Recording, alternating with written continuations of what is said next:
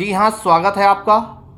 तो हम चर्चा करेंगे मनोविज्ञान से संबंधित आने वाले महत्वपूर्ण और परीक्षा उपयोगी प्रश्नों पर। इसके पिछले वीडियो में हमने 85 मनोविज्ञान के अति महत्वपूर्ण प्रश्नों पर चर्चा कर लिया है और ये video CTET, TET, super TET के लिए बेहद उपयोगी है। इसमें वही प्रश्न है जो आपके आगामी परीक्षाओं में पूछे जाने हैं।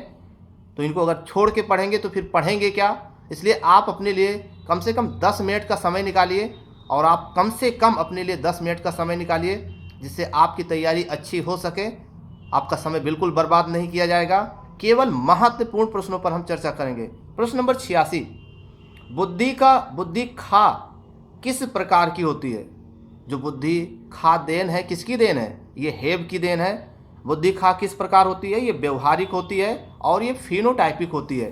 प्रश्न नंबर 87 देखिएगा, बुद्धि गा किस पर आधारित होती है। बुद्धि गा के भी परिवर्तक हेब हैं, तो ये परीक्षण प्राप्तांक के रूप में जो बुद्धि होती है उसे बुद्धि गा कहते हैं। और इससे संबंधित महत्वपूर्ण जानकारी के लिए आप मनोविज्ञान वाले प्लेलिस्ट में जा करके इनसे संबंधित विस्तृत जानकारी वहां से कर सकते हैं। इसमें सिर्फ महत्वपूर्ण प्रश्न, बुद्धि के पानी का सिद्धांत, इसी को क्रिस्टल सिद्धांत और इसी को बुद्धि के तरल बुद्धि सिद्धांत का कहते हैं। और इसका प्रतिपादन किसने किया था, इसका प्रतिपादन कैटेल ने किया था 1966 में। अगला प्रश्न 89 नंबर देख लीजिए, तरल बुद्धि से तात्पर्य क्या है, इसका अर्थ क्या है। ऐसी बुद्धि वंशानुक्रम पर आधारित होती है, यानी आनुवंशिकता पर आधारित होती है। एक पीढ़ी से दूसरी पीढ़ी में ऐसी बुद्धि प्रकट होती है। प्रश्न नंबर 90 की बात करें, किशोरा अवस्था के बाद व्यक्ति की ठोस बुद्धि अर्थात वातावरण एवं अनुभव के द्वारा विकसित हुई बुद्धि माना गया है ना। किशोरा अवस्था के बाद व्यक्ति की ठोस बुद्धि मानी जाती है, अर्थात वातावरण एवं अनुभव के द्वारा विकसित हुई बुद्धि को ठोस बुद्धि कहा गया है। प्रश्न नंबर 91 देख लीजिए और भी क्लियर कर लीजिए, ठोस बुद्धि का निर्धारण किसके द्वारा होता है, तो ये वातावरण पर निर्भर करता है। जैसा वातावरण होगा वैसे ही आपकी बुद्धि का निर्माण होगा, ऐसा माना जाता है। प्रश्न नंबर 92, तिर बुद्धि सिद्धांत या तिर आरिक सिद्धांत का प्रतिपादन किस मनोवैज्ञानिक के द्वारा किया गया। स्टर्न वर्ग के द्वारा, यानी स्टर्न वर्ग के द्वारा 1980-1985 में इस सिद्धांत का प्रतिपादन किया गया था।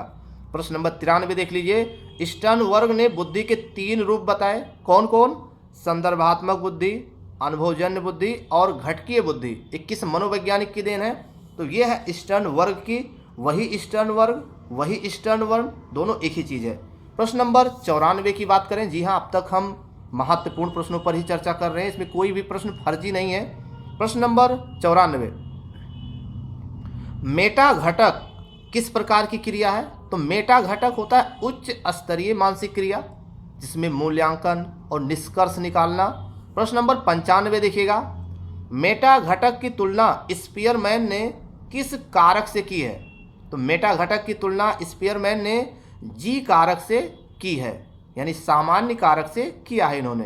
प्रश्न नंबर 96 देख लीजिए, बियॉन्ड आईक्यू पुस्तक का प्रतिपादन किसने किया था, तो ये सही उत्तर होगा स्टर्न वर्ग।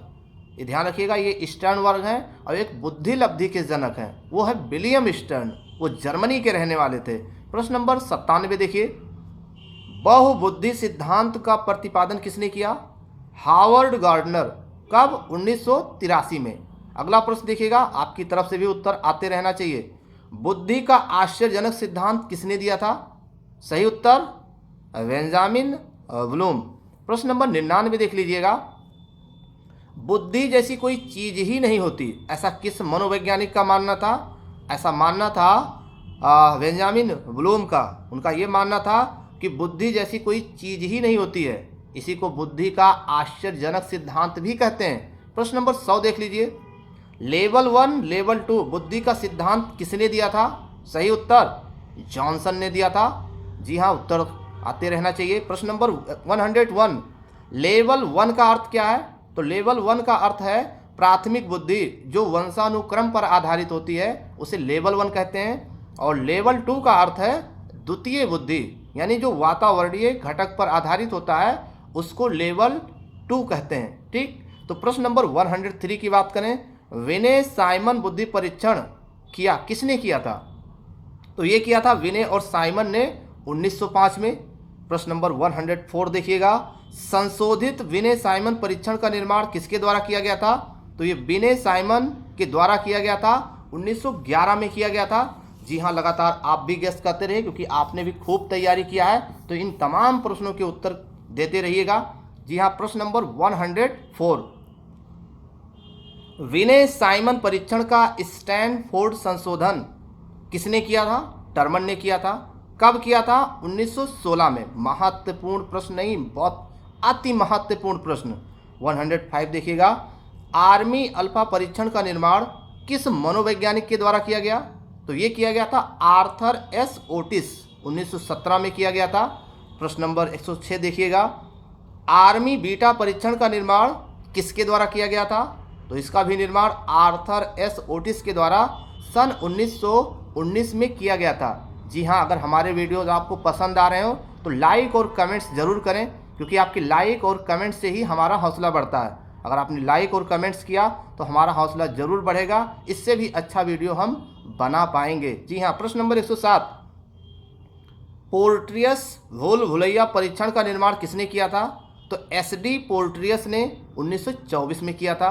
प्रश्न नंबर 108, हौसला बढ़ाते रहिएगा। प्रश्न नंबर 108, रेवन प्रोग्रेसिव मैट्रिक के निर्माणकर्ता कौन है? JS रेवन, इन्होंने 1938 में इसका निर्माण किया था। जी हाँ, अगला प्रश्न 109, संस्कृति मुक्त परीक्षण का निर्माण किसने किया था? सही उत्तर RV कैटल ने किया था 1944 में। अगला प्रश्न देखिएगा 110, वेस्लर बुद्धि परीक्षण किसके लिए होता है? बालकों के लिए होता है। इसका निर्माण किसने किया था? डी वेस्लर ने 1949, 1974, 1991 में इसका उन्होंने निर्माण किया था। अगला प्रश्न देखिएगा, वेस्लर बुद्धि परीक्षण पौधों के लिए यानी वयस्कों के लिए इसका निर्माण किसने किया था? तो इसका भी निर्माण डी वेस्लर ने किया था, 1955, 1981 में किया था। प्रश्न नंबर 112 की बात करें तो भारत में सर्वप्रथम बुद्धि परीक्षण का निर्माण किसने किया था? तो भारत में सर्वप्रथम बुद्धि परीक्षण का निर्माण CH राइस। इस परीक्षण का नाम था हिंदुस्तानी विनय परफॉर्मेंस पॉइंट्स स्केल, तो ये था इसका नाम। प्रश्न नंबर 113 देखिएगा, सामूहिक बुद्धि परीक्षण का निर्माण किसने किया था? कौन भारतीय थे? तो वो थे डॉक्टर लज्जा शंकर झा। इन्होंने किया था 10 से 18 वर्ष बालकों के लिए, ये उपयोगी था। प्रश्न नंबर 114 देखिएगा, सामूहिक बुद्धि परीक्षण का निर्माण जो किया गया था सोहनलाल के द्वारा 1943 में, ये 11 वर्ष से अधिक बालकों के लिए ये उपयोगी है। तो ये थे मनोविज्ञान के अंतर्गत आने वाले महत्वपूर्ण प्रश्न। अगर हमारे वीडियोस आपको पसंद आए तो हमारे चैनल को आप सब्सक्राइब करें, लाइक और कमेंट्स करके ज़रूर बताइएगा कि ये वीडियो आपको कैसा लगा। बहुत बहुत धन्यवाद।